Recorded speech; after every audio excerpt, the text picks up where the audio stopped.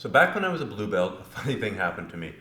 I was training and there was this big guy, this big white belt, not a stripe on his belt. I'd never seen him before. He shows up at class and we do some techniques and I'm not training with him then. And my teacher, Marcus Suarez, goes, "Okay, Adam, you roll with Stephan." And I'm like, okay, he's a brand new white belt. I'll just take it easy on him. So he comes over, we slap hands. I go down, I basically lie down like this. And all of a sudden, boom, he jumps on my back and one hand goes right across my throat. I'm like, oh boy, boom, one hook goes in. Boom, the second hook goes in. Now I'm like fully rear mounted and the choke is basically completely sunk. And Marcus is watching, just shaking his head in disgust.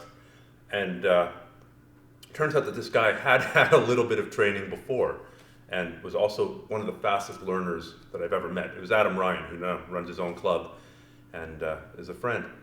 So this brings me in a roundabout way to the topic of training with beginners. Because this is a question I get a lot, like, hey Stephan, I've been training 4 years and there's a lot of absolute beginners who come to the club, and how do I train with them? Like, how do I get something out of it?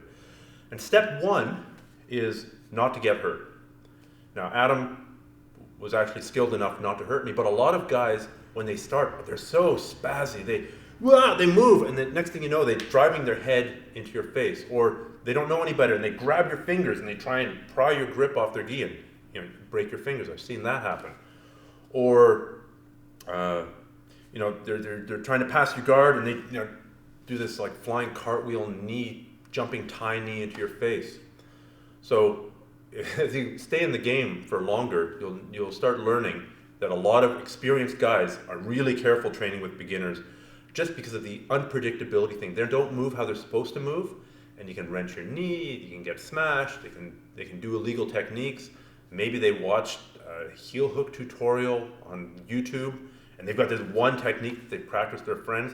Next thing you know, this guy who doesn't move like an advanced guy, moves like a total newbie, is trying this full-on heel hook with all the strength on you. So, number one, training with beginners, watch out for yourself. Number two, with training with beginners, watch out for them. Don't take it for granted that they even know how to tap. Like if it's a brand new guy, he's never showed up before, just make sure that they know, hey look, if I'm choking you and you can't breathe, tap out. It's okay. It's not a toughness thing. Nobody's gonna think anything bad of you. Tap out. Show them how to tap out. Tell them if you can't tap out with your hands, tap out with your feet. If you can't tap out with your hands and feet, tap out verbally. Say tap, tap. It's amazing how many beginners have no idea. We take it for granted because we're immersed in this day in, day out. I probably tapped more than 99% of anybody watching this video. And so I assume that everybody knows, but people don't. And also watch out for them doing stupid stuff. Like I still feel terrible about this. I once went with this big muscular guy, drove a Mustang, aggro male weightlifter. And I was just in super easy mode and he was rolling and at the end of the first roll, 3 or 4 minutes, I realized, oh, I didn't tap him at all. Next round I'd like to tap him. So we go again, and I'm still going easy, and I take a leg lock. And I'm just holding the leg lock there just to see what he does. And all of a sudden he spins as hard as he can one way, and then he spins as hard as he can the other way. I hear and then he starts dry heaving on the mat, and he's torn his ACL. And I was just sitting there holding his leg. I assumed, like, if you're walking along the prairie and your foot falls in a gopher hole, you're not immediately going to try and do a pirouette, which is essentially what he did. He tried to pirouette his way out of a gopher hole as explosively as he could with all his weight training strength. And he destroyed himself. And I never saw him again. I still feel bad for them because I have a responsibility to keep the guy that I'm training with safe. So if you're applying it, you got a brand new guy, you're applying a Kimura, and he doesn't tap. Say, hey buddy, this is eventually going to really hurt your shoulder. It's going to jack your shoulder. You won't be able to train for months. You might even need surgery. I would suggest tapping out right around now. Or you get leg lock, and the guy doesn't want to tap. Say, eventually this is going to break some bones in your foot. It's going to tear some ligaments. It's going to tear some tendons. I would suggest, being a little bit conservative and tapping out right now. If he doesn't, and you've warned him, well then I promise you'll feel a lot better. I should have paid more attention for that guy who was trying to aggro his way out of that ankle lock. So take care of yourself, take care of your training partner, and now how do you get something out of it? Well, there's two things you can do to still get something of value out of the training partner, out of the training session with this brand new beginner. The first is to put yourself in terrible positions, like I did with Adam. It turned around and bit me in the ass a little bit with him, but in general, it's a pretty good idea. If you're way better than the guy, start out mounted. Start out in turtle, start out side mounted, in a headlock, in a triangle choke, in an arm bar, and if he taps you, who cares? Yeah, he'll feel good, he'll talk to his friends, who cares? You'll have plenty of chances to tap him out later. Start in bad positions and always work out of bad positions.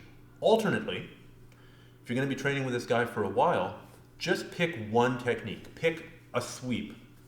Pick an arm bar. You are always going to mount this guy and finish with an arm bar from S mount, say, or it. You're going to take his back and finish him with a rear naked.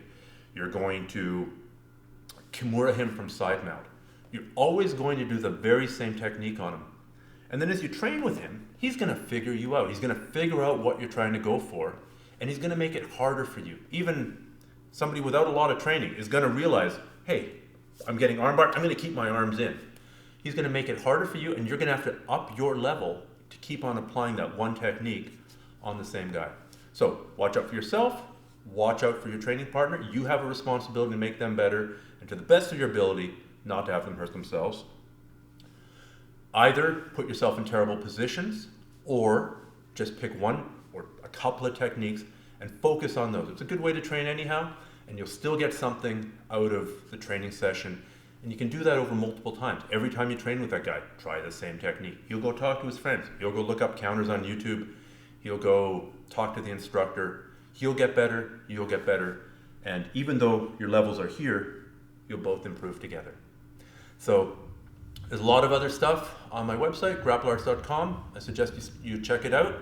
Lots of articles, videos, the newsletter helped a lot of people. Some cool photos there too, lots of good stuff. Take care and have a great day.